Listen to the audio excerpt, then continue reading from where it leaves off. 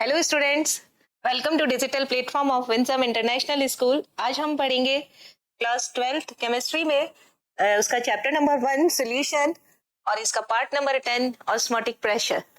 इसका हमारे आज का कंटेंट रहेगा definition of osmosis, osmosis and diffusion में क्या डिफरेंस होता है, what is osmotic pressure, quantum theory of dilute solution for osmotic pressure, determination of molecular mass from osmotic pressure, type of solution in direction of water movement, semi permeable membrane क्या होती है and reverse osmosis आप किसे कहते हैं।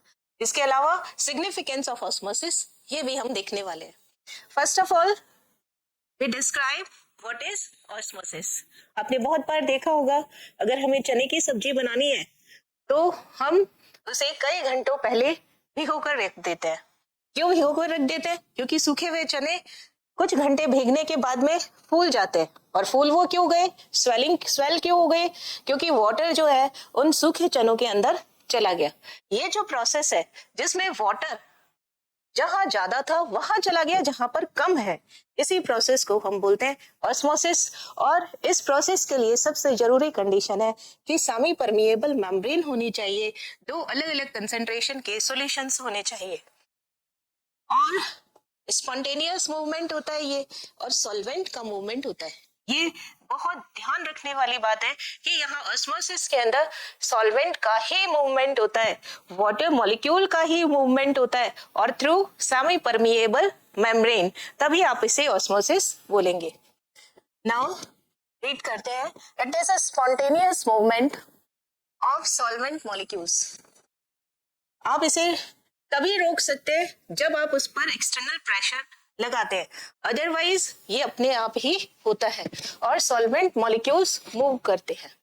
जैसे पानी अगर नल खुला हो तो वो बहेगा, ठीक है, वो नीचे की तरफ ही आएगा। फल अगर गिर रहा है तो नीचे की तरफ ही गिरेगा। तो इट मीन्स ये भी स्पॉन्टेनियस प्रोसेस है। चलेगा कौन? Only solvent molecule. किससे चलेगा? Through semi permeable membrane. Water moves from a region of low solute concentration to region of high solute concentration through a semi-permeable membrane. Semi मतलब half, permeable means permission. एक ऐसी membrane जो solution के आधे part को ही permission देती है कि आप मुझसे pass out हो सकते हो। वो half part कौन है? Solvent। क्योंकि solution दो ही चीजों से बना होगा, binary solution, one is solute and another is solvent. semi permeable membrane से only and only solvent he pass out हो सकता है। कब तक होगा? जब तक कि to equalize their concentration on both sides of the membrane, जब तक कि membrane की दोनों तरफ जो solution है उनकी equal concentration नहीं हो जाती। देखिए यहां पर solute 1 2 3 4 5 6 बेकर है, सेमी परमिएबल मेम्ब्रेन, इसे हम बोलते हैं शॉर्ट में SPM। सेमी परमिएबल मेम्ब्रेन को बोला जाता है SPM। और इस साइड में कंसंट्रेशन ज्यादा है। देखिए लो कंसंट्रेशन है और ये हाई कंसंट्रेशन है। तो यहाँ पर ये सॉल्यूट मॉलिक्यूल्स दिए हुए हैं जिनकी कंसंट्रेशन यहाँ पर कम है। मींस लो कंसंट्रेशन किसके संदर्भ में? सॉल्यूट के रेस्पेक्ट में। ऑस्मोसिस होगा यहाँ पर, ऑस्मोसिस होगा, इट मींस यहाँ पर कौन चला जाएगा? यहाँ पानी ज्यादा है तो वाटर जो है वो मूव करेगा। अलग पेन से यूज करते हैं ताकि दिखाई दे, ब्लू पेन से यूज करें। तो वाटर जो है वो इस मेम्ब्रेन से कहाँ चला गया? वहां चला गया जहां पर वाटर कम है। यहाँ वाटर ज्यादा है और यहाँ पे वाटर क्या है? कम। तो कहाँ चला गया? थ्रू सेमी परमिएबल मेम्ब्रेन वहां चला गया जहां पर की वाटर कम है। तो यहाँ देखिए, अब यहाँ पर कंसंट्रेशन यहाँ पर इक्वल हो गई, सेम कंसंट्रेशन हो गई, क्योंकि सॉल्वेंट जो यहाँ ज्यादा था वो कहाँ चला गया? वहां चला गया जहां पर कम था। तो ऑस्मोसिस क्या होता है? Movement of solvent from low to high solute concentration बोलिए, या low concentration to high concentration बोलिए, एक ही बात है। नाउ ऑस्मोसिस क्या होता है? अलग अलग बुक्स में अलग अलग तरीके से इसको डिफाइन किया हुआ है, लेकिन मीनिंग सबका एक ही है।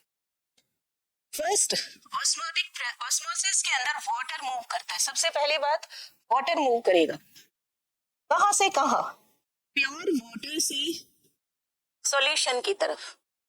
मीन्स आपने देखो ड्राई ग्राम्स थे, सूखे हुए चने थे, उनमें पानी नहीं था और बाहर पानी ज्यादा था, तो पानी कहाँ से कहाँ चला गया, बाहर से उन सूखे हुए चनों के अंदर चला गया। यानी प्योर वाटर से कहाँ जाएगा, सॉल्यूशन की तरफ। लो सोल्यूट कंसंट्रेशन से हाई सोल्यूट कंसंट्रेशन। एक ही बात है, जब हम कंसंट्रेशन की टर्म यूज करते हैं वो सोल्यूट के रिस्पेक्ट में ही की जाती है। मीन्स लो कंसंट्रेशन से हाई कंसंट्रेशन की तरफ। एंड हाई सॉल्वेंट, ये सबसे डिफरेंट है और सबसे कंफ्यूजिंग है। जहां सॉल्यूट कम होगा वहां सॉल्वेंट अपने आप ही ज्यादा होगा। तो हाई सॉल्वेंट कंसंट्रेशन से लो सॉल्वेंट कंसंट्रेशन की तरफ। अब देखिए यहाँ पे मैं आपको, ये एक सेल है और इसका कंसंट्रेशन C1 मान लेती हूँ, और ये आउटर बॉडी है और इसका कंसंट्रेशन मैं C2 मान लेती हूँ। लेट C1 ज्यादा है C2। जब इस तरीके से लिखा हुआ आता है, इट मीन्स ये किसके रिस्पेक्ट में दे रखा है, सॉल्यूट के रिस्पेक्ट में। यानी यहाँ पर सॉल्यूट क्या है, इसका मतलब क्या है, सॉल्यूट मोर है, और इसका मतलब क्या है, यहाँ पर सॉल्यूट लेस है।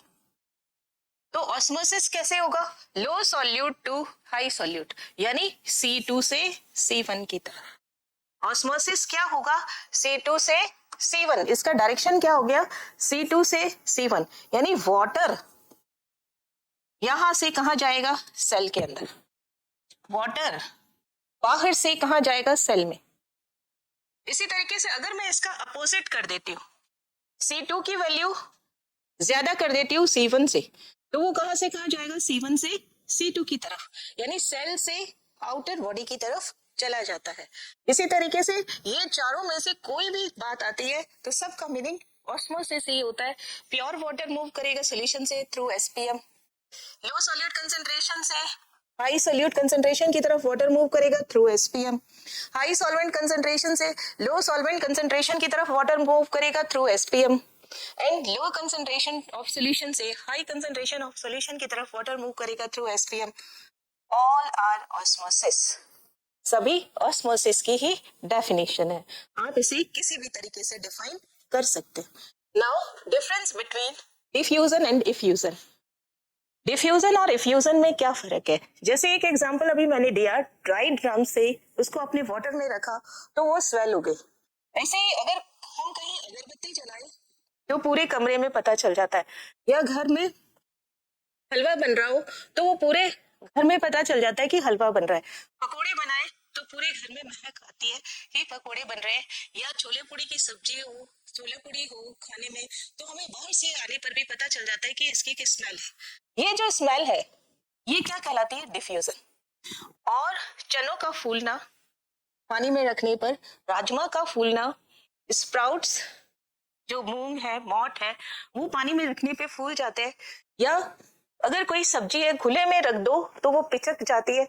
Everything is osmosis.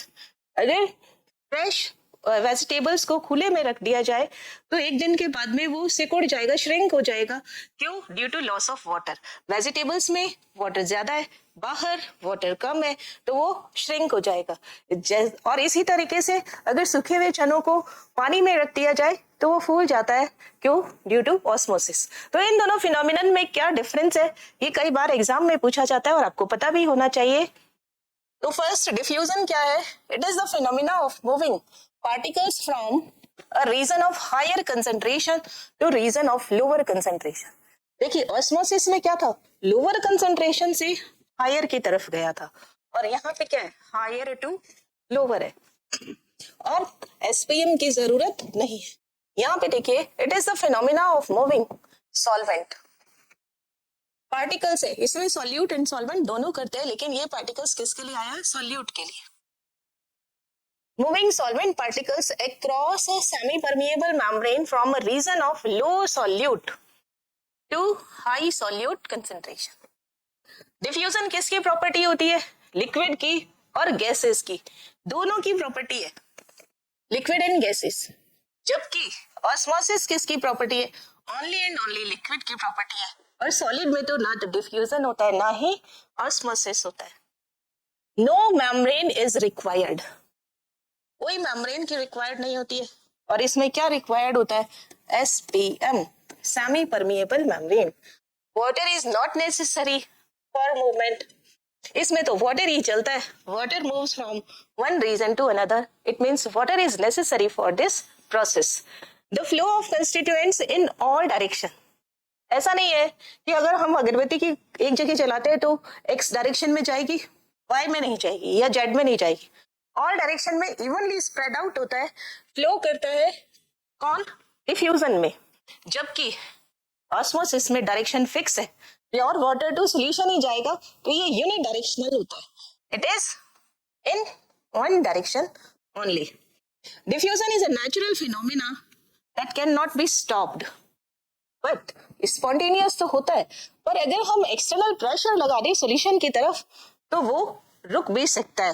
The process can be stopped और we can reverse it by applying an external force. ऐसा ही आरओ में होता है, ऐसा ही रिवर्स ऑस्मोसिस के अंदर होता है। एग्जाम्पल देखिए, addition of ink in water leads to colouring of water. Water में अगर एक या दो ड्रॉप कलर्ड इंक के डाल दी जाए तो वो इंक पूरे वाटर में अपने आप ही फैल जाती है। ये प्रोसेस डिफ्यूजन होगा। जबकि RBC, red blood cells, swell up हो जाती है व्हेन एक्सपोज्ड टू वाटर, जब उसे वाटर से बाहर वाटर के अंदर रखा जाता है। इसी तरीके से जो ज्यादा नमक का यूज करते हैं उनके हाथों में पैरों में स्वेलिंग हो जाती है, इसे एडिमा कहते हैं। और ये प्रोसेस भी ऑस्मोसिस की वजह से ही होता है।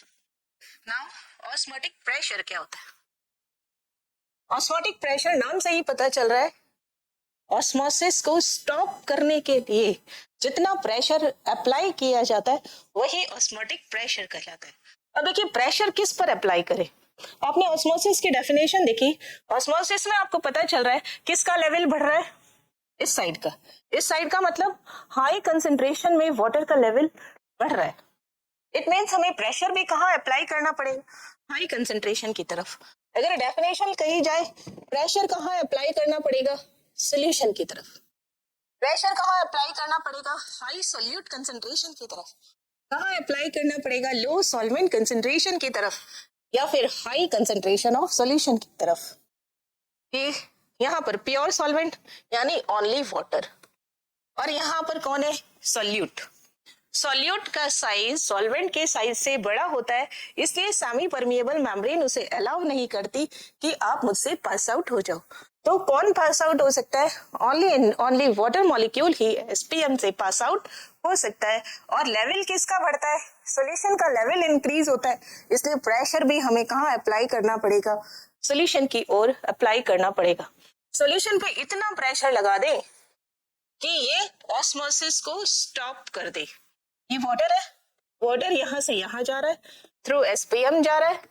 अब आप इसको स्टॉप कर देंगे इस प्रोसेस को, तो जितना प्रेशर आप अप्लाई करते हैं on solution, on high concentration of solution, on high solute concentration और ऑन लो सॉल्वेंट कंसेंट्रेशन, उसे ही आप ऑस्मोटिक प्रेशर या ओपी या पाई कहते हैं।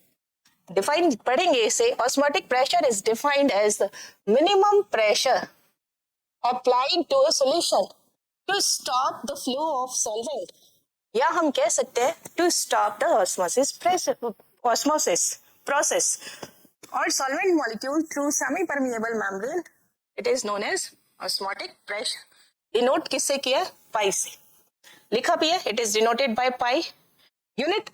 जो प्रेशर की यूनिट होती है वही यूनिट्स पाई की भी होंगी, that is bar, ATM, mm of Hg, cm of Hg। और इन सब का रिलेशन आपको मालूम होना चाहिए। 1 ATM, इसके अलावा पास्कल भी यूनिट हो सकती है और न्यूटन पर मीटर स्क्वायर भी इसकी यूनिट हो सकती है। या फिजिक्स में हम वैसे पास्कल से यूज करते हैं, तो हम सबसे पहले पास्कल यूनिट लिखेंगे, या पास्कल रहने दो, यहाँ पे ATM लिखा है तो ATM 1 ATM 1 bar 760 mm of Hg। ये कन्वर्जन में काम आएगा। 76 centimetre of Hg and 760 torr। They are units of pressure and their interrelation। always applies on solution side or experimentally determine Berkeley and Hartley method. इन दो scientist ने इसे experimentally determine किया था, उन्हीं के नाम से इसका प्रोसेस एक्सपेरिमेंट दिया जाता है, that is Berkeley and Hartley method. आपको सिर्फ नाम बताना है, प्रोसेस आपके सिलेबस में नहीं है. Now van't Hoff dilution law. Dilution law जैसे गैसियस लॉ होते हैं वैसे ही डाइल्यूशन लॉ है. वांट ऑफ डाइल्यूशन लॉ कितने? Two. First Boyle law, van't Hoff Boyle law and van't Hoff pressure temperature law. Boyle law के अंदर हम किसको कांस्टेंट रखते हैं? टेम्परेचर को कांस्टेंट रखते हैं, और यहाँ पर हम प्रेशर और कंसंट्रेशन में रिलेशन बताते हैं, जबकि गैसेस के अंदर हम प्रेशर और वॉल्यूम में रिलेशन बताते हैं. नाउ यहाँ हम डाइल्यूट सॉल्यूशन की बात कर रहे हैं. Osmotic pressure of a solution is directly proportional to its concentration at a particular temperature. Means आपने क्या किया? टेम्परेचर को फिक्स कर दिया, और प्रेशर को आप किससे लिख रहे हैं? प्रेशर क्या है? ओपी. ओपी को किससे डिनोट कर रहे हैं? पाई से. और किसके बीच में रिलेशन बता रहे हैं? कंसंट्रेशन. और कंसंट्रेशन किससे डिनोट करते हैं? सी. या यही क्या होता है? मोलैरिटी. यही क्या होता है? Active mass. सब एक ही बात है. क्या? मोल पर लीटर कह दीजिए, ये भी एक ही बात होती है. एन अपॉन वी कहेंगे सी को तो भी same thing. All are same.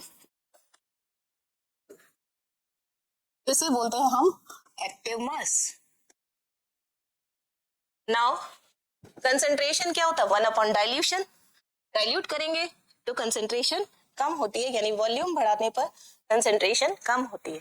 Pi is inversely proportional to V. सारे डिनोशन देखेंगे अभी. और N is equal to W upon M. V volume of solution को V से डिनोट किया है, वेट ऑफ सोल्यूट को W से डिनोट किया है, N weight of molecular weight को M से डिनोट किया है. यहाँ पर N किसका आ रहा है? B का. WB किसका है? B के लिए आया है. कंसंट्रेशन क्या हो जाएगी? C is equal to N upon V. क्योंकि C is proportional to V, proportionality का साइन हटाया तो क्या आएगा? N. N upon V. N क्या है? Number of mole. और N क्या होता है? W upon M. Weight upon molecular weight for solute. और ये कंसंट्रेशन भी किसकी आई है? सोल्यूट की आई है, तो यहाँ पे NB क्या आएगा? NB. Now van't Hoff pressure and temperature law. Osmotic pressure of solution यानी pi is directly proportional to absolute temperature. अब टेम्परेचर और प्रेशर में कर रहे हैं. प्रेशर क्या होता है? पाई. टेम्परेचर क्या है? T. दोनों ही क्या होता है? डायरेक्टली प्रोपोर्शनल होता है एट ए पर्टिकुलर कंसंट्रेशन. यानी यहाँ पे आप क्या कर रहे हो? C को आप फिक्स कर रहे हो. C is equal to N upon V है ना. C क्या है यहाँ पे? कांस्टेंट. V भी यहाँ पे क्या है? कांस्टेंट. तभी C कांस्टेंट रहेगा. तो पाई किसके प्रोपोर्शनल हो जाएगा? T के. ये it is first equation and it is second equation. तो ये pi is proportional to C and pi is proportional to T. इन दोनों को कंबाइन करके हम van't Hoff dilution equation calculate करेंगे. Now on combination of above two laws, first law क्या है? Pi is proportional to C, it is first equation. Pi is proportional to T, it is second equation. और अगर आप दोनों को मर्ज कर देंगे, इक्वल कर देंगे, तो pi is from first and second, pi is proportional to C and T. Now phi is proportional to C R C T. C is equal to N upon V. NB क्या है? B. तो pi is equal to, पहले C ही रहने देते हैं, NB upon V into R into T. R को यहाँ पे solution constant बोला है. It is number third equation, और it is general solution of equation. One of general solution of equation. जैसे हमारी गैसियस इक्वेशन आती है, ideal gas equation, PV is equal to nRT, ऐसे ही यहाँ पर pi V is equal to nRT. कई जगह R को यहाँ पर सोल्यूशन कांस्टेंट लिखा गया है. बोला जाता है, और इसकी वैल्यू वही होती है जो गैस कांस्टेंट की होती है। इसको एस से भी डिनोट किया जाता है क्योंकि ये सॉल्यूशन के लिए कांस्टेंट आता है और आर गैस कांस्टेंट है, पर वैल्यू दोनों की सेम होती है। क्या वैल्यूज होती है आर की, वो देखिए। आर यहाँ पर सॉल्यूशन कांस्टेंट है और इसकी वैल्यूज क्या क्या होंगी। अगर आपके पास प्रेशर पे डिपेंड करता है, अगर प्रेशर आपके पास एटीएम में हो सकता है, बार में हो सकता है, या एमएम ऑफ एचजी में हो सकता है, या लीटर में हो सकता है, इसके अलावा और यहाँ पर कोई यूज नहीं होगा। या तो आप 0.0821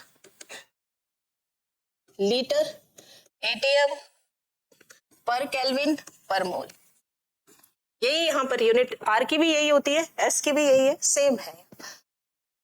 और 8.314 जूल, जूल यहाँ पे यूज नहीं होगी, आपके पास यही यूज होगी जूल पर केल्विन पर मोल। जहां पर भी हीट आता है वहां पर हम 8.314 यूज करते हैं। जहां पे लीटर एटीएम या लीटर बार आता है, लीटर बार पर केल्विन पर मोल, वहां पे भी हम यही आर की वैल्यू यूज करते हैं। और अगर कैलोरी हो तो 2 कैलोरी पर केल्विन पर मोल आप इसे यूज करते हैं। ये आर की वैल्यूज है और ये equation 3 number 1 of general equation है। It is depend on moles of solute. देखिए किस पे डिपेंड कर रहा है ये, एनबी पे। So it is a colligative property.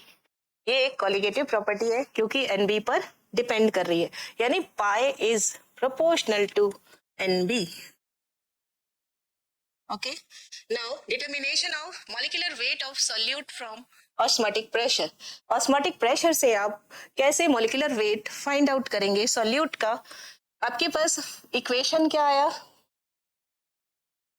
pi is equal to NB upon V R T। V को ट्रांसफर कर दिया तो pi V is equal to NB R T। और मोल को कैसे लिखते हैं, WB अपॉन MB। तो pi V is equal to WB upon MB into RT। अब आपको क्या कैलकुलेट करना है यहाँ पर, MB को फाइंड आउट करना चाहते हैं, इधर ट्रांसफर कर दीजिए, पाई V को इधर ट्रांसफर कर देंगे, तो हमारे पास क्या इक्वेशन आ जाएगा, MB is equal to WB upon pi into RT upon V. This is equation for molecular weight of solute from osmotic pressure. देखिए बाकी सब ने, हम जितनी भी प्रॉपर्टीज हैं हमने क्या कैलकुलेट किया था, मोलैलिटी। यहाँ पे हमने मोलैलिटी को कैलकुलेट नहीं किया क्योंकि यहाँ पर क्या है, मोलैरिटी। NB अपॉन V क्या होता है, मोलैरिटी। मोलैरिटी कंसंट्रेशन किस फॉर्म में है, मोलैरिटी के फॉर्म में है। और मोलैरिटी को कैलकुलेट करना आसान है क्योंकि हम वॉल्यूम ऑफ सॉल्यूशन लेते हैं, और मोलैरिटी को कैलकुलेट करना मुश्किल है, इसे ध्यान रखेंगे। इसको आप क्या लिख सकते हो, pi is equal to MRT। M capital M means it is molarity. बाकी सब में क्या था, मोलैलिटी, यानी pi is proportional to molarity. Okay, it is equation number, पीछे कितना दिया था, 3 दे दिया था हमने, इसे इक्वेशन नंबर 4 नाम देंगे। नाउ वेरी इंपॉर्टेंट क्वेश्चन है ये, osmotic pressure method is best method for calculating molecular weight of solute because. कि जितने भी आपने कॉलिगेटिव प्रॉपर्टी पढ़ी, ये लास्ट कॉलिगेटिव प्रॉपर्टी है। कौन कौन सी कॉलिगेटिव प्रॉपर्टी पढ़ी, RLVP, delta TB, delta TF और पाई। अभी इन चारों से आपने क्या कैलकुलेट किया, MB। लेकिन सबसे अच्छा मेथड कौन सा MB को कैलकुलेट करने का, दैट इज ऑस्मोटिक प्रेशर। क्यों है, osmotic pressure calculated under, S नहीं है, कैलकुलेटेड अंडर नॉर्मल टेम्परेचर। देखिए आपको फ्रीजिंग पॉइंट निकालना है, टेम्परेचर कम करिए, बॉइलिंग पॉइंट निकालना है, टेम्परेचर ज्यादा करिए। सब में किसकी वैल्यू निकल रही है, फाइंड आउट कर रहे हैं आप डेल्टा की। तो यहाँ पर टेम्परेचर नॉर्मल है वैल्यू लार्ज आएगी क्योंकि डेल्टा तो बहुत कम है। आपको पॉइंट के बाद 3 डिजिट तक आंसर 4 डिजिट तक आंसर लेना पड़ेगा, तब आप जाके डेल्टा की वैल्यू कैलकुलेट कर पाएंगे। लेकिन यहाँ पर तो कॉलिगेटिव प्रॉपर्टी ही है, ओनली पाई, कोई डिफरेंस नहीं है, इसलिए ये कॉलिगेटिव प्रॉपर्टी का वैल्यू जो होता है लार्ज होता है। फिर और में हम क्या यूज कर रहे हैं, मोलैलिटी। यहाँ पे क्या फाइंड आउट करते हैं, हम कैलकुलेट करते हैं molarity. Now it is applicable for those polymers which are sparingly soluble, यानी बहुत कम सॉल्युबल होते हैं, लेस सॉल्युबल भी लिख सकते हैं आप इसे। ये 4 रीजंस है जिनकी वजह से ये मेथड बेस्ट मेथड है for calculating molecular weight of solute. इससे आगे हम पढ़ते हैं type of solution and direction of water movement. Means osmotic pressure या ऑस्मोसिस के बेस पर हम सॉल्यूशन को कितने टाइप में डिवाइड कर सकते हैं। 3 टाइप्स है। First is hypertonic solution, second is hypotonic solution and third one is isotonic solution. Hyper का मीनिंग ही होता है कि ज्यादा, हाइपो का मीनिंग होता है कम, आइसो का मतलब होता है सेम। जैसा कि आप हम पिक्चर में देख रहे हो, ये सॉल्यूशन फर्स्ट, ये सॉल्यूशन सेकेंड। फर्स्ट सॉल्यूशन है यहाँ पर और ये कैसा है, सेकेंड सॉल्यूशन है। अब आप देखिए जो दिखाया जा रहा है यहाँ पर, ये सोल्यूट पार्टिकल है। जब फर्स्ट सॉल्यूशन के अंदर नंबर ऑफ सोल्यूट पार्टिकल ज्यादा है और सेकेंड सॉल्यूशन में नंबर ऑफ सोल्यूट पार्टिकल कम है, तो ये फर्स्ट वाला जो होगा वो होगा हाइपर टोनिक सॉल्यूशन। और आपको मालूम है कि सोल्यूट जहां कम होंगे वहां से वाटर कहाँ जाएगा, जहां पर ज्यादा सोल्यूट होंगे। तो वाटर का जो मूवमेंट होगा वो कहां से कहां की तरफ होगा, 2 से 1 की ओर। यानी ये फर्स्ट वाली जो होगी सेल वो स्वेल हो जाएगी, फूल जाएगी, क्योंकि वाटर का फ्लो उस तरफ होता है। देखिए यही चीज यहाँ लिखी है, the fluid outside the cell has higher concentration of particles और less water molecule.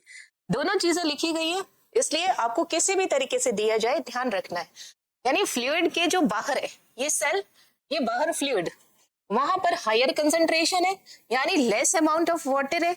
Inside the cell more amount of water है, less solute particle है, so water molecules leave the cell, means 2 से 1, ये cell है ना, leave the cell यानी 2 से 1 की तरफ जाएगा and cell shrink, ये cell तो shrink होगी और first जो solution है उसमें water की concentration increase होगी। now hypotonic solution, बाहर की तरफ it is cell, अगर हम इस सेल के रिस्पेक्ट में देखेंगे तो ये सेल क्या हो जाएगी यहाँ पर, श्रिंक, क्योंकि वाटर जो है वो कहाँ चला गया, हाइपरटोनिक सॉल्यूशन की तरफ। मींस यहाँ पे ये वाली सेल जो होगी वो स्वेल हो जाएगी। अब दो चीजों का कंपेयर करेंगे तो एक कम होगी और दूसरी ज्यादा होगी। जिसमें कम नंबर ऑफ सोल्यूट पार्टिकल होंगे, less number of solute particle होंगे, दैट इज हाइपोटोनिक, और जिसमें more number of solute particle होंगे that is hypertonic. Now hypotonic solution, the fluid outside the cell, it is cell and it is outside the cell. यहाँ पर ये जो है it is outside the cell, cell से बाहर है, और ये चीज क्या है, सेल। तो in the cell more number of solute particle and outside the cell less number of solute particle, less number means low concentration। और वाटर किधर से किधर की तरफ मूव करेगा, सेल के अंदर की तरफ मूव करेगा, आउटसाइड द सेल से सेल के इनसाइड मूव करेगा। यानी अब यहाँ पर सेल क्या हो जाएगी, स्वेल, और आउटसाइड क्या हो जाएगा, श्रिंक। यही चीज यहाँ लिखी है, the fluid outside this cell has lower concentration of particles. Lower concentration कहे या लो सॉल्यूट कंसंट्रेशन कहे, एक ही बात होती है। More water concentration, all are same thing, that the inside the cell, therefore water molecules enters the cell and cell swell. Now isotonic, isotonic मतलब समान, iso का मीनिंग होता है इक्वल, जब दोनों तरफ नंबर ऑफ पार्टिकल्स सेम है। कहा, outside the cell, it is outside the cell और इट इज सेल। तो यहाँ दोनों पे नंबर ऑफ सोल्यूट क्या है, इधर भी नंबर ऑफ सोल्यूट इक्वल है, तो no flow of water means osmosis नहीं होगा। इक्वल, सो नो ऑस्मोसिस, है ना। इट मीन्स इसका अगर ऑस्मोटिक प्रेशर पाई 1 है, इसका पाई 2 है, तो दोनों क्या हो गया, इक्वल। अगर ये पाई 1 है ना, और ये पाई 2 है, तो देखिए सॉल्यूट की कंसंट्रेशन ज्यादा होने पर पाई भी ज्यादा होगा। यहाँ पर पाई 1 इज ग्रेटर देन पाई 2, और यहाँ पे अगर ये पाई 2 है तो it is greater than pi 1। Means isotonic में both osmotic pressures are equal. Hypertonic में जिसका ज्यादा होगा वो हाइपरटोनिक हो जाएगा, और जिसका कम होगा वो हाइपोटोनिक हो जाएगा। Now right effect on RBC, इस पे क्वेश्चन जरूर आता है, इसे ध्यान रखना कि जिसकी कंसंट्रेशन कम होगी, सॉल्यूट की कंसंट्रेशन जहां कम होगी वहां से वाटर वहां जाएगा जहां पे सॉल्यूट की कंसंट्रेशन ज्यादा है। Now right effect on RBC when it is kept in isotonic, hypotonic and hypertonic solution. Very important, RBC के थ्रू पूछ सकते हैं, इसे प्लांट सेल के लिए पूछा जा सकता है या कोई और सेल के लिए पूछा जा सकता है। तो आपको कंसंट्रेशन इमेजिन करके आंसर देना होगा, यानी C1 और C2 ऐसे मान करके देना होगा। अदरवाइज यहाँ पर RBC की कंसंट्रेशन हमें नोन है, इसलिए हम बता रहे हैं। यहाँ पर RBC, ये आरबीसी है, इसकी कंसंट्रेशन कितना होता है 0.9%, और ये outside the cell, it is outside the cell RBC. अब यहां पर मुझे क्या करना है, फर्स्ट आइसोटोनिक सॉल्यूशन लेना है।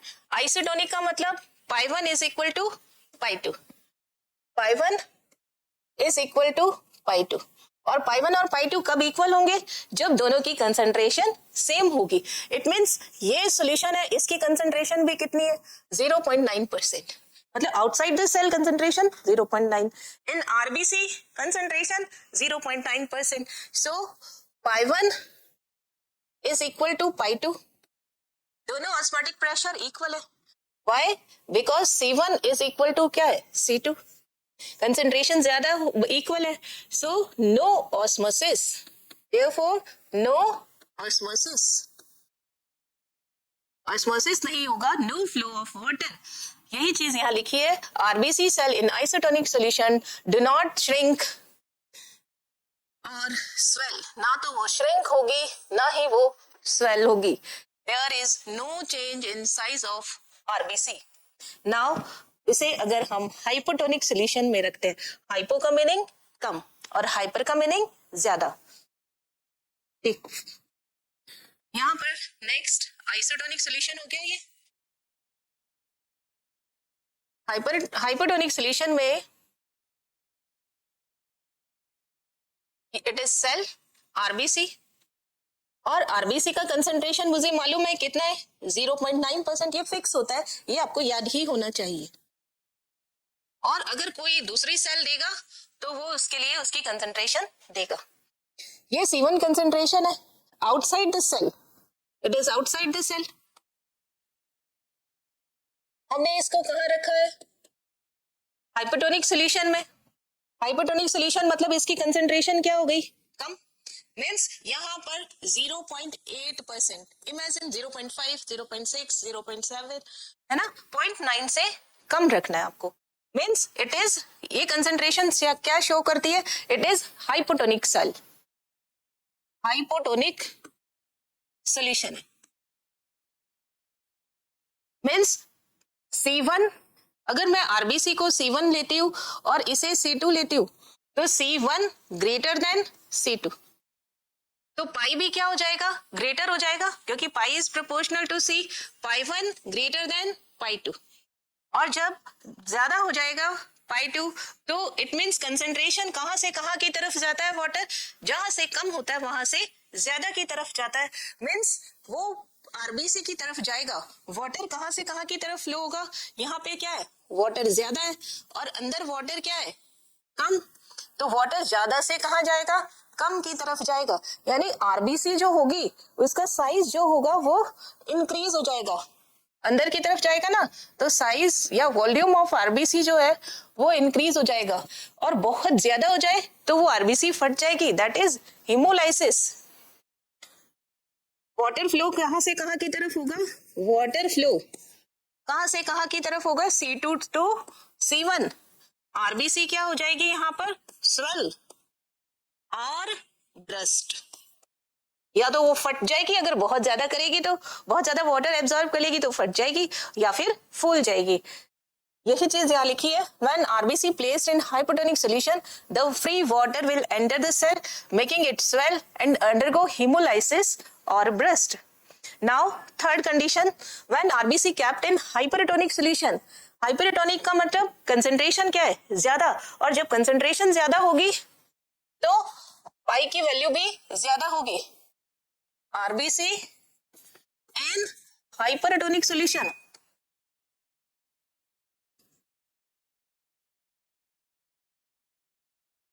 Hypertonic solution it is RBC.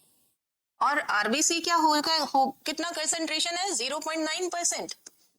और जो बाहर की तरफ सेल है, आउटसाइड द सेल है, वो कंसंट्रेशन इसकी कितनी है? 0.9 से ज्यादा, 1.0, 1.1, 1.2, कुछ भी इमेजिन कर सकते हैं। 1.1 it is outside the cell, outside the cell. अब यहाँ का क्या है? कंसंट्रेशन मोर, देन पाई भी क्या हो गया? मोर। और यहाँ पे देखिए पीछे हमने इसको क्या इमेजिन किया है? इसको 2 ही कर लेते हैं ताकि सब एक जैसा रहे। It is 1, it is 2 and it is 1। वैसे कोई फर्क नहीं पड़ता है, इससे आप किसी को भी कुछ भी मान सकते हैं।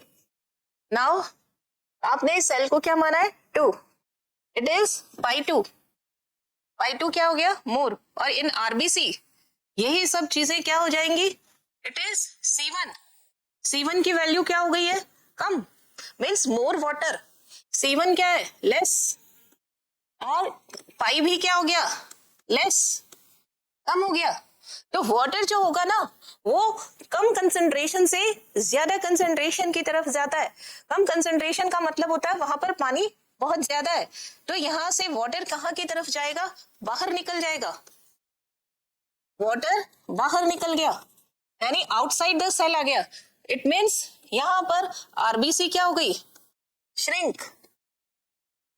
ये देखिए छोटी हो गई साइज में, आरबीसी श्रिंक हो गई। यही वजह है कि जितनी भी ग्लूकोज की बोतल्स होती है उनमें कंसंट्रेशन लिखा होता है 0.9% W/V NaCl। इट मीन्स दोनों का 0.9% है। इट मीन्स आरबीसी भी 0.9% है, आप जो ग्लूकोज चढ़ा रहे हो वो भी 0.9% है। It means both are isotonic. न आरबीसी स्वेल होगी न ही आरबीसी श्रिंक होगी। इसमें क्या है? पाई 1 कम है, पाई 2 ज्यादा है। क्यों? C1 कम है, C2 ज्यादा है। ये किसके लिए है? आरबीसी के लिए। और ये किसके लिए? आउटसाइड सेल के लिए। इट मीन्स वाटर फ्लो किसकी तरफ होगा? वाटर फ्लो कैसे करेगा? कम से ज्यादा की तरफ, C1 to C2। So RBC shrink होगा। ओके, नाउ यही सब चीजें, इसमें तीनों चीजें ध्यान में रखनी है, चाहे वो आरबीसी के लिए आए, चाहे वो प्लांट सेल के लिए आए, चाहे वो एनिमल सेल के लिए आए। तीनों में एक ही सिचुएशन रहेगी। आइसोटोनिक में नो चेंज होगा, हाइपोटोनिक में सेल स्वेल हो जाएगी।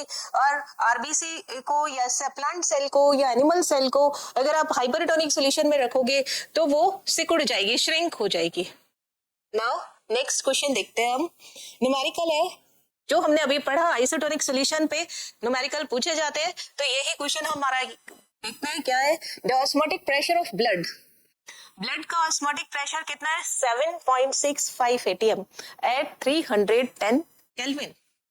N aqueous solution of glucose which is isotonic with blood, calculate the % W/V composition. It means आपको क्या क्या दे रखा है। जब भी क्वेश्चन आए, न्यूमेरिकल आए, एक न्यूमेरिकल आपके इसमें 12th बोर्ड में जरूर आएगा इस चैप्टर से 100%। और इसमें कई ऐसे क्वेश्चन भी है जो एक्सप्लेन वाई वाले भी आते हैं। जब वन शॉट करेंगे तब और इसे डिस्कस करेंगे। तो यहाँ पर ऑस्मोटिक प्रेशर ऑफ ब्लड ये कितना रहता है? वह 7.65 atm। क्वेश्चन जब भी आप करें न्यूमेरिकल तो सबसे जो गिवन है वो सबसे पहले लिखे। यहाँ पर टेम्परेचर कितना दे रखा है? It is pi. टेम्परेचर को किससे डिनोट करते हैं? Capital T. और यहाँ पे एब्सोल्यूट टेम्परेचर काम में लिया जाता है, that is in temperature use in kelvin. जब भी टेम्परेचर को केल्विन में यूज करें तो उसे एब्सोल्यूट टेम्परेचर बोला जाता है। और यहाँ पर गिवन है 310 केल्विन, और अगर डिग्री सेंटीग्रेड में होता है तो हम उसे केल्विन में कन्वर्ट कर लेते हैं। Aqueous solution of glucose is isotonic. Aqueous solution of glucose ये क्या है? आइसोटोनिक विद ब्लड, है ना। इसका मीनिंग क्या है? देखिए, आइसोटोनिक विद ब्लड। अब ब्लड के जो पाई है वही पाई किसके लिए हो जाएगा? ग्लूकोज के लिए। यानी इसका ऑस्मोटिक प्रेशर, इसका मीनिंग क्या है? Osmotic pressure, that is osmotic pressure of blood is equal to osmotic pressure of glucose solution. It means indirect way में आपको क्या दिया है? ये ब्लड का ना देकर के किसका दे दिया है? ग्लूकोज का। अगर आपको ये टर्म नहीं मालूम है कि आइसोटोनिक क्या होती है, इसको प्रॉब्लम को आप सॉल्व नहीं कर पाएंगे। Now formula of pi. Pi का क्या फॉर्मूला है? Pi is equal to CRT। C means NRT, N upon VRT। Pi is equal to N upon VRT। और N क्या होता है? W upon M। तो pi is equal to W upon M, WB upon MB, RT upon V। और हमें क्या मालूम करना है? W बाई V पहले कैलकुलेट करेंगे, देन उसका परसेंटेज फाइंड आउट करेंगे। तो pi is equal to WB by V RT upon MB। आपको यहाँ पर क्वेश्चन में क्या कैलकुलेट करना है? W by V। पाई की वैल्यू क्वेश्चन में गिवन है, टेम्परेचर गिवन है, मॉलिक्यूलर वेट ग्लूकोज का फाइंड आउट कर लेंगे हम। R की वैल्यू आपके पास लीटर एटीएम में क्या होती है? 0.0821, वो रख देंगे हम। इट मीन्स यहाँ पर पाई कितना है? नेक्स्ट पेज पे कर देते हैं। 7.65 एटीएम। नाउ हमें क्या मालूम करना है? टेम्परेचर गिवन है MB। टेम्परेचर कितना है? 310 केल्विन। MB कैसे निकालते हैं? ग्लूकोज का फॉर्मूला C6H12O6। ये कुछ चीजें ऐसी होती है जो आपको हमेशा पता होनी चाहिए। ये it is formula for glucose. और इसका मॉलिक्यूलर वेट कैसे निकालते हैं? Number of carbon is 6, atomic weight is 12, plus number of hydrogen is 12 and atomic weight of hydrogen 1 at hydrogen is 1, plus number of oxygen is 6 and multiply by atomic weight of oxygen is 16। अगर आप सभी को calculate करें, it is 72 plus 12 plus 96। तो total कितना आ जाएगा यहाँ पर? 180। यूनिट क्या होती है? ग्राम पर मोल। मॉलिक्यूलर वेट की यूनिट हमेशा ग्राम पर मोल रहती है। आर की वैल्यू क्या रहेगी? 0.0821 लीटर एटीएम पर केल्विन पर मोल। सभी वैल्यूज को फॉर्मूले में पुट करेंगे। पाई की जगह क्या रख दे हम? पाई WB upon V multiply RT upon MB। पाई की जगह क्या आ जाएगा? 7.65। WB अपॉन V कैलकुलेट करना है हमें। अगर मैं यहाँ यूनिट भी लिख दूं तो यहाँ पर यूनिट क्या आ जाएगी? थोड़ा सा डिस्टेंस कर लेते हैं यहाँ पे ताकि यूनिट लिख सके अलग पेन से। मल्टीप्लाई R की यूनिट 0.821। नाउ टेम्परेचर की यूनिट 310 अपॉन MB कितना है? 180। यूनिट मेंशन करते हैं सबकी। यहाँ पे क्या यूनिट है? एटीएम। यहाँ पे क्या यूनिट है? लीटर एटीएम पर केल्विन पर मोल। यहाँ पे क्या यूनिट है? केल्विन। यहाँ पर क्या यूनिट है? ग्राम पर मोल। तो देखिए यूनिट्स भी कैंसिल करेंगे तो हमारे पास इसकी यूनिट पे आ जाएगी। सबसे पहले हम यूनिट ही कैंसिल कर देते हैं। एटीएम से एटीएम कैंसिल हो गया, लाइट पेन से करते हैं, केल्विन से केल्विन, मोल से मोल, और आपके पास पीछे क्या रहा? ग्राम, और इधर क्या रहा? लीटर। तो जब आप इसको ट्रांसफर करेंगे, WB/V निकाले, WB/V इसे कैलकुलेट करें, तब आपके पास में यहाँ पर इसे यहाँ ही रहने दे और बाकी सब चीजों को इधर ट्रांसफर कर दे। मीन्स 180 को क्रॉस मल्टीप्लाई किया तो 7.65 मल्टीप्लाई 180, और इसके साथ क्या यूनिट चली गई? ग्राम। अपॉन में क्या आ गया? 0.821। आगे यूनिट क्या रह गई? लीटर। मल्टीप्लाई में 310, यानी टोटल मिला के आपके पास यूनिट में क्या रह गया? ग्राम पर लीटर। जब आप इसे कैलकुलेट करेंगे WB/V, तो यहाँ देखिए कैसे करें इसे कैलकुलेट। कट करते हैं तो ये पॉइंट हटाया, ये पॉइंट हटाया, ऊपर क्या आ गया? एक जीरो। इस जीरो से इस जीरो को कैंसिल कर दिया और यहाँ पर कट किया तो ये किसके टेबल से कट होगा? नियर अबाउट 820 मान लेते हैं, तो और भी ज्यादा आसान हो जाएगा। ये जीरो किया, इसको जीरो किया, ये कैंसिल हो गया। मीन्स हमारे पास में क्या आ गया? 765 अप इंटू 18। ये कटा नहीं है, काट रहे थे पर काटा नहीं, इसको 180 करके कर दिया। Multiply 82 multiply 31। जब इसे कैलकुलेट और भी ज्यादा किया जाए तो ये कितना हो गया? 9 जा, और ये कितना आ गया? 41। तो 9 को मल्टीप्लाई किया, 765 मल्टीप्लाई 9 तो 45, 4 कैरी, और 54, 4 कितना हो गया? 58, और 63 और 5 कितना हो गया? 68। तो यहाँ पे कितना आ गया? 6885, और 31 मल्टीप्लाई 41, तो पहले 41 और 3 12 और 1271 1271। तो 12 5 जा कितना होता है? 60। नियर अबाउट यहाँ पर कितना आ जाएगा? 5। आंसर में देखिए कितना आएगा? 5। 1271 इंटू 5 कितना हो गया? 5 35, 3 कैरी 13, और ये 6। तो 6885 में माइनस किया 6355, तो यहाँ पर मेरे पास कितना आ जाएगा? 0 और 3 और 5 और 530 530 आ गया। 530 मीन्स यहाँ पर एक जीरो और लगाया तो ये 48, 5.4 के करीब आंसर आ जाएगा। लेकिन ये किस में आएगा? ग्राम पर लीटर में। आपको आंसर किस में कैलकुलेट करना है? परसेंटेज में। तो लीटर को किस में कन्वर्ट करेंगे? पहले ml में। तो परसेंट W/V क्या आ जाएगा यहाँ पर?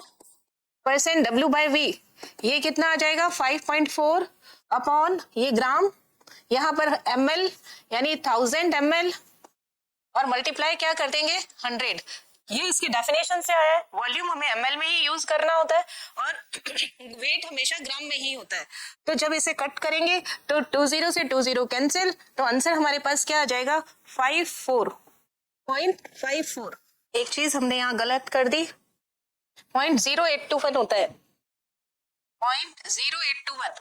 आर की वैल्यू यहाँ गलत रख दी हमने, 0.0821 मीन्स ये यहाँ पर क्या आ जाएगा? 0.0821। तो ये पॉइंट हटाएंगे तब एक जीरो और आ जाएगी, मीन्स यहाँ पर एक जीरो और। आंसर हमारे पास क्या आ जाएगा? 54। कितना आएगा? 54 ग्राम। और यहाँ पे भी कितना हो जाएगा? नेक्स्ट भी 54, ये जीरो नहीं आएगा, 54 आ जाएगा, और आंसर कितना आ जाएगा? 5.4 ग्राम पर लीटर। परसेंटेज के फॉर्म में आया है, इट इज इन ग्राम पर लीटर को परसेंट में कन्वर्ट कर लिया। नेक्स्ट हमारे पास सेमी परमिएबल मेम्ब्रेन क्या होता है? ऑस्मोसिस में हमने पढ़ा कि सेमी परमिएबल मेम्ब्रेन यूज होती है, या वाटर मॉलिक्यूल जो होते हैं वो सेमी परमिएबल मेम्ब्रेन से ही पास आउट होते हैं। लेकिन सॉल्यूट जो होता है उनको परमिशन नहीं होती कि आप उनमें से पास आउट हो सको। नाउ इसीलिए इसको नाम बोला जाता है semi permeable membrane. It is a membrane through which only smaller molecule like water, यहाँ पे सॉल्वेंट वाटर यूज किया जाता है तो वो स्मॉलर मॉलिक्यूल है can pass but not the bigger molecule like solute is known as semi permeable membrane, और short में हम इसको बोलते हैं एसपीएम। कई एग्जांपल्स हैं इसके, जैसे cellulose acetate, only cellulose, cellulose nitrate, animal bladder, phenol, saturated with water. लिख देते हैं saturated with water, and potassium ferrocyanide and copper ferrocyanide. Copper ferrocyanide का फॉर्मूला होता है Cu2FeCna6। कई एग्जांपल्स ऐसे हैं जो आपकी बुक के अंदर दे रखे हैं, वो आपको ध्यान रखने पड़ेंगे। Now a cell membrane is a semi permeable membrane. A semi-permeable membrane is helpful in the process of osmosis, क्योंकि during osmosis only water molecule can pass through it. Now reverse osmosis, नाम से पता चलता है reverse means opposite. Osmosis का opposite करना है। Water कहाँ जा रहा है? प्योर वाटर से सोल्यूशन की तरफ। अब हमें कहाँ भेजना है? सोल्यूशन से प्योर वाटर की तरफ। वाटर लो कंसेंट्रेशन से हाई कंसेंट्रेशन की तरफ जा रहा है, अब हमें उल्टा करना है, हाई कंसेंट्रेशन से लो कंसेंट्रेशन की तरफ जा रहा है। और ऐसा हम क्यों करते हैं? आरओ का यूज हम क्यों करते हैं? वाटर को प्यूरिफाई करने के लिए। समुद्र का पानी बहुत ज्यादा है, ओशियन वाटर बहुत ज्यादा है, लेकिन हम उसे पी नहीं सकते, ना हम उसे किसी और काम में ले सकते हैं। It is waste. सो बहुत सारी सॉल्ट उसमें डिसॉल्व है। इन सॉल्ट्स को रिमूव करने के लिए ही हम आरओ काम में लेते हैं। दुबई के अंदर जहाँ तेल बहुत ज्यादा है और पानी बहुत कम है, वहां पर पीने लायक पानी बनाने का एक ही साधन है, that is the reverse osmosis. The process of movement of solvent. Osmosis में हमेशा मूवमेंट ऑफ सॉल्वेंट होगा through semi permeable membrane, that is SPM, from the solution to pure solvent. Solution से कहाँ जा रहा है? प्योर सॉल्वेंट की तरफ। अब अपने आप तो जाएगा नहीं, पानी को मुझे ऊपर लिफ्ट करना है तो मुझे मोटर तो लगानी पड़ेगी। अगर पानी को सॉल्यूशन से सॉल्वेंट की तरफ भेजना है तो सॉल्यूशन की तरफ बहुत ज्यादा प्रेशर लगाना पड़ता है। By applying excessive pressure on the solution side is called reverse osmosis. जैसा इस डायग्राम में दिखाई दे रहा है, एक तरफ सॉल्ट वाटर है, एक तरफ फ्रेश वाटर है। पीने के लिए फ्रेश वाटर काम आएगा, और हमारे पास ओशियंस के अंदर सॉल्ट वाटर बहुत ज्यादा है। सॉल्ट वाटर ज्यादा है मीन्स सॉल्यूट ज्यादा है। यहाँ पे हमने एसपीएम लगाया, एसपीएम के बाद इस सॉल्टी वाटर पे मीन्स सोल्यूशन पर प्रेशर अप्लाई किया, और इस प्रेशर की वजह से इतना ज्यादा प्रेशर अप्लाई किया कि ऑस्मोसिस के अपोजिट हो जाएगा, यानी ऑस्मोटिक प्रेशर से ज्यादा प्रेशर अप्लाई किया। और अप्लाई करने पर वाटर सॉल्यूशन से कहां चला गया? फ्रेश वाटर की तरफ। इसे ही हम बोलते हैं reverse osmosis. It is one of the oldest and most popular separation techniques used mainly for purification of water. Purification of water का ये सबसे अच्छा साधन है। नाउ इन आरओ कहां से वाटर मूव्स फ्रॉम? जो हमने ऑस्मोसिस में किया था उसका अपोजिट। ऑस्मोसिस में हमने क्या किया था? Pure water to solution. अब क्या करेंगे? Solution to pure water. Now solution to pure water, high solute concentration to low solute concentration. और ऑस्मोसिस में उल्टा होता है, low solvent concentration to high solvent concentration, low high concentration to low concentration. ये process किस में चलता है? आरओ में। Now next, what is the significance of osmosis? Osmosis और कहाँ यूज हो रहा है?